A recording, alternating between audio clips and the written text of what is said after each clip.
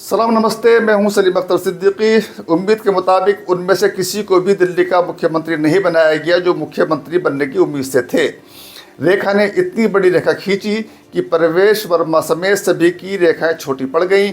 मुख्यमंत्री बनने की ख्वाहिश पूरी न होने का मलाल परवेश वर्मा के चेहरे पर साफ दिखाई दिया। परवेश वर्मा का बड़बोलापन, महत्वाकांक्षा और विवादित बयानबाजी उन पर भारी पड़ी।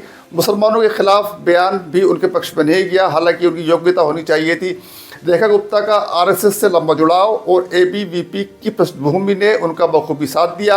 हालांकि अभद्र बयानबाजी में रेखा गुप्ता भी शायद पीछे नहीं है। उनके मुख्यमंत्री बनने के बाद जिस तरह के ट्वीट और वीडियो सामने आए हैं, उन्हें देखकर कहा जा सकता है कि वे भी परवेश तरीकी ही हैं। भाजपा आलाकमान ने मुख्यमंत्री की नियुक्ति की है, विधायकों ने उन्हें नहीं चुना। उन्हें एक तरह से रबर स्टैम्प मुख्यमंत्री भी कहा जा सकता है।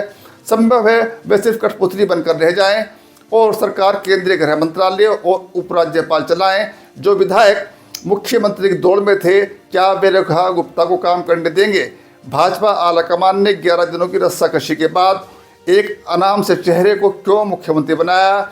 ये काम तो वे पहले से ही कर सकते थे।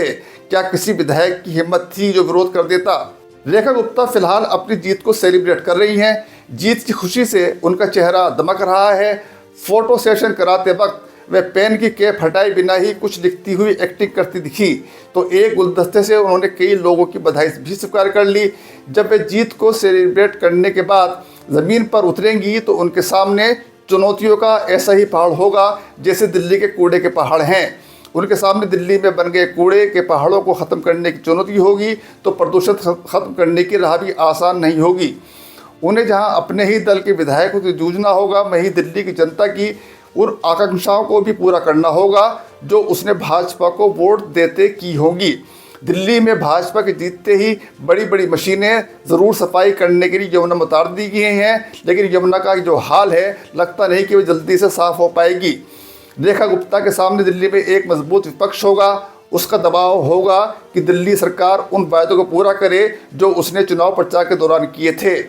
दिल्ली सरकार के सामने फ्री बिजली देने की चुनौती होगी, तो मोहल्ला क्लिनिक चलाने की भी जिम्मेदारी होगी। बीजेपी ने दिल्ली में हर महिला को 2500 रुपये देने का वादा किया है। वह वादा भी 8 मार्च तक पूरा करना होगा। दिल्ली की जनता को मुफ्त की आदत डाल दी गई है। जो कुछ केजरीवाल ने दिल्ली की जनता को दिया है, उससे ज़्यादा की चाहत दिल्ली की जनता रखती होगी। क्या रेखा गुप्ता की सरकार दे पाएगी? इतना ज़रूर कहा जा सकता है कि भाजपा सरकार आने के बाद अब एलजी चुनौती खड़ी नहीं करेंगे। कैबिनेट के हर मामले को वे आराम से आगे बढ़ा देंगे। रेखा गुप्ता को राजधानी में अच्छा प्रशासन देना होगा। साफ पानी की कमी, प्रदूषण और बेहतर इंफ्रास्ट्रक्चर की कमी और कानून व्यवस्था के मोर्चे पर जूझ रही दिल्ली को अरविंद केजरीवाल से बेहतर व्यवस्था देनी होगी। बीजेपी ने दिल्ली चुनाव के प्रचार अभियानों के दौरान ये दावा किया था कि वे इसे एक विकसित देश की राजधानी बनाकर दिखाएंगे। दिल्ली के मतदाताओं को किए गए वादे भी पूरा करना होगा। इनमें सबसे अहम महिला वोटरों को हर महीने पैसे देने और यमुना की सफाई का मुद्दा है।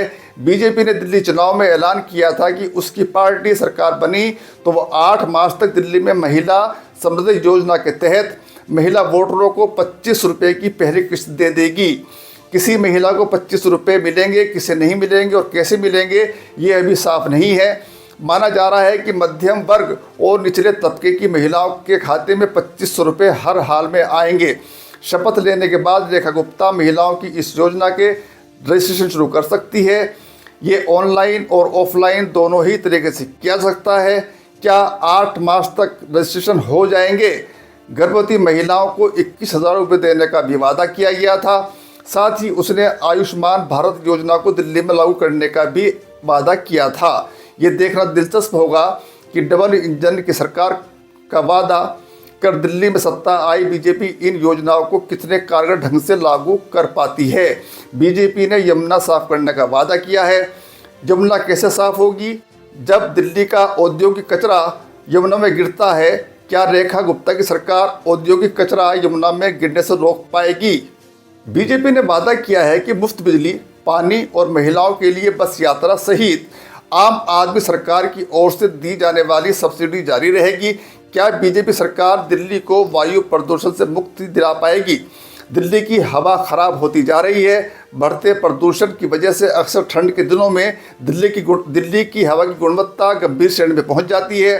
प्रदूषण की वजह से दिल्ली में पब्लिक हेल्थ इमरजेंसी की स्थिति पैदा हो जाती है। स्कूल बंद कर दिए जाते हैं और लोगों को घरों के अंदर रहने की सलाह दी जाती है। आने वाली सर्दियों में डबल इंजन की सरकार क्या करेगी, ये भी देखना दिलचस्प होगा। भाजपा कहती रही है कि सर्दियों में दिल्ली गैस चैम्बर बन जाती है। सवाल ये है कि क्या रेखा गुप्ता की सरकार दिल्ली को बढ़ते प्रदूषण से मुक्ति दिला पाएगी।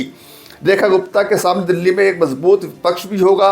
उन्हें पार्टी के अंदर और बाहर दोनों मोर्चों पर मिलने वाली चुनौतियों से जूझना होगा। आम आदमी पार्टी पहली बार विपक्ष में आई है, इसलिए रेखा गुप्ता के सामने चुनौतियां ज़्यादा बड़ी हो सकती हैं।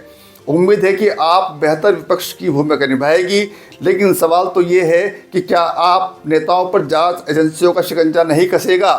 आपके सामने बिखराव का भी खतरा रहेगा। जिस आप पार्टी के विधायकों के बारे में कहा जाता है कि वे टूटते नहीं, क्या विपक्ष में आने के बाद वे एकजुट रह सकेंगे। चुनाव से पहले आपके साथ विधायक पार्टी छोड़ चुके हैं। बहुत बहुत शुक्रिया। सलाम, नमस्ते। मैं हूं सलीम अख्तर सिद्दीकी।